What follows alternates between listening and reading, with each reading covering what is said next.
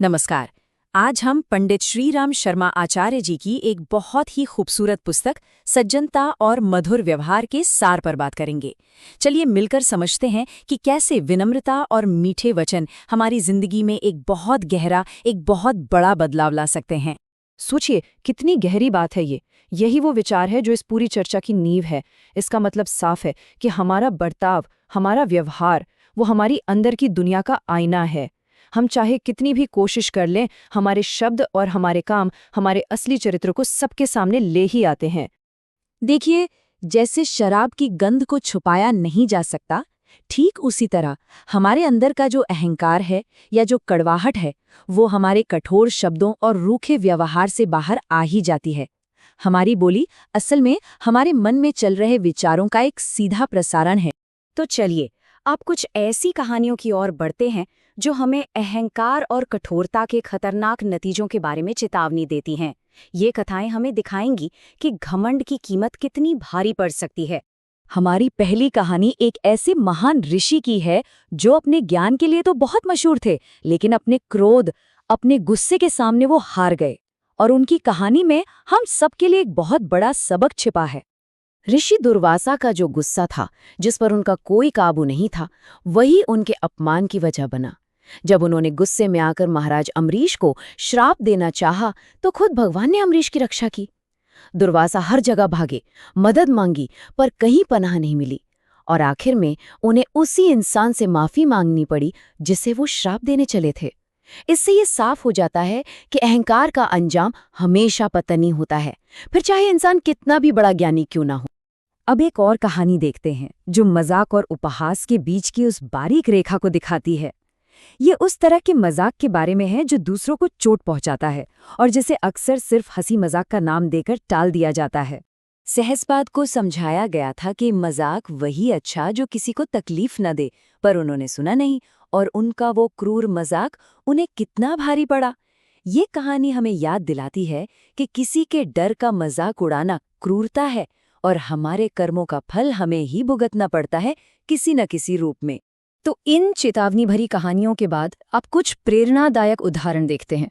अब हम उन कहानियों को देखेंगे जो सज्जनता को एक सबसे बड़ी ताकत के रूप में दिखाती हैं और साबित करती हैं कि असल शक्ति तो विनम्रता में ही है। ये बात है रामकृष्ण परमहंस के आश्रम की, जहां डॉक्टर महेंद्र नाथ सरकार की मुलाकात एक ऐसे इंसान से हुई जिसे वो शायद अपनी जिंदगी में कभी नहीं भूल पाए। कहानी में एक बहुत ही खूबसूरत मोड़ तब आया जब डॉक्टर को ये पता चला कि जिसे वो एक साधारण माली समझकर हुक्म दे रहे थे, वो तो खुद महान संत रामकृष्ण परमहंस थे। रामकृष्ण ने बिना किसी अहंकार के खुशी खुशी उनकी बात मान ली। उनकी इसी सहजता और विनम्रता ने डॉक्टर को सिखा दिया कि सच्ची महानता में घमंड के लिए कोई जगह नहीं होती। अब हम एक और बहुत ही शक्तिशाली उदाहरण की तरफ बढ़ते हैं। ये घटना है महाभारत की युद्ध के मैदान की, युद्ध के पहले दिन की, जब दोनों सेनाएं एक दूसरे के आमने सामने खड़ी थीं। युद्ध शुरू होने से ठीक पहले युधिष्ठिर ने एक ऐसा काम किया जिसकी किसी ने कल्पना भी नहीं की थी। वो निहत्थे दुश्मन की सेना में चले गए, सिर्फ अपने बड़ों भीष्म और द्रोणाचार्य से आशीर्वाद लेनी। उनके इस विनम्र काम को देखकर ही भगवान कृष्ण ने कहा था कि युधिष्ठिर ने तो आधा युद्ध यहीं जीत लिया है। ये दिखाता है कि सच्चा सम्मान सबसे बड़ी जीत की नींव होता है। तो इन सभी कहानियों का सार क्या है?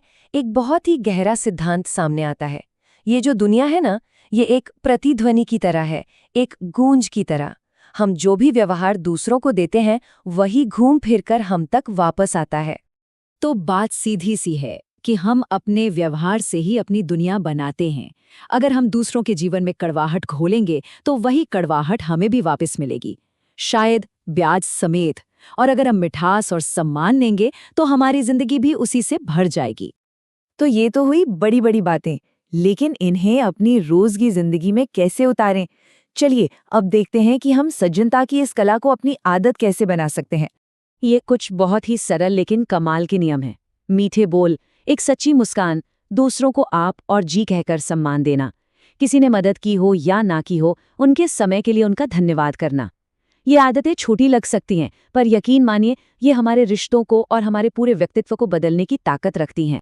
19, ये सिर्फ एक नंबर नहीं है, ये एक ऐसे युवा राजकुमार की उम्र है जिसकी बुद्धिमानी और सोच हम सभी को प्रेरित कर सकती है। ये 19 साल के थे जापान के राजकुमार हिमाशु कुनी, जिन्होंने ओलंपिक खेलों के दौरान एक वेटर के तौर पर काम करने का फैसला किया। और जब उनसे वजह पूछी गई तो उनका जवाब ये था। ये एक अद्भुत उदाहरण है जो दिखाता है कि सच्चा प्रभाव पद या प्रतिष्ठा से नहीं बल्कि विनम्र सेवा से आता है। और अब एक आखिरी कहानी जो दिल को छू जाती है। ये कहानी सच्ची सज्जनता के साथ आने वाली गहरी कृतज्ञता और विनम्रता को दिखाती है। ये कहानी है प्रसिद्ध साहित्यकार भारतेंदु हरिश्चंद्र की। ये दिल को छू लेने वाली कहानी हमें सिखाती है कि सज्जनता सिर्फ विनम्रता नहीं है, ये कृतज्ञता भी है। ये उस मदद को हमेशा याद रखने का नाम है जो हमें मुश्किल वक्त में मिली थी। भारतेंदु जी के लिए वो 5 रुपए एक ऐसा कर्ज था जिसे वो पैसों से कभी चुका ही नहीं सकते थे, सिर्फ सम्मान से उसे याद रख सकते थे। तो इन सारी कहानियों और उदाहरणों से हमने सज्जनता के कई अलग-अलग पहलुओं को देखा। अब चलिए इस पूरी चर्चा के सबसे जरूरी संदेश को, इसके निचोड़ को समझते हैं। आखिर में सज्जनता की सबसे सही परिभाषा शायद यही है।